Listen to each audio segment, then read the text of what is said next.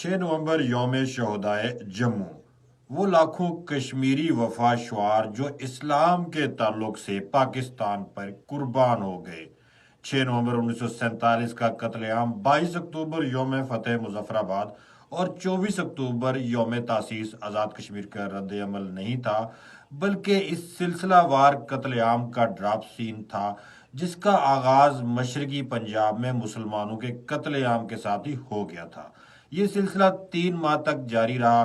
صوبہ جموں میں مسلمانوں کا تناسب 61% رہ گیا اس قتل عام کے بعد، اور اس قتل عام کے ذریعے مسلم آبادی کا 23% صفایا کر لیا گیا تھا، جس سے اس صوبے میں مسلمانوں کی تعداد صرف 38% رہ گئی۔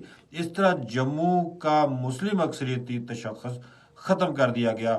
یوں تو کشمیر کی تاریخ میں پاکستان سے محبت بھری پڑی ہے، لیکن 6 نومبر کا واقعہ پاکستان پہ کٹ مرنے والے کشمیریوں کی منفرد مثال ہے، جہاں ایک طرف محبت کی انتہا ہے جس میں کشمیریوں نے پاکستان کے لیے جان قربان کی، جبکہ دوسری جانب بربریت کی انتہا ان واقعات میں نظر آتی ہے۔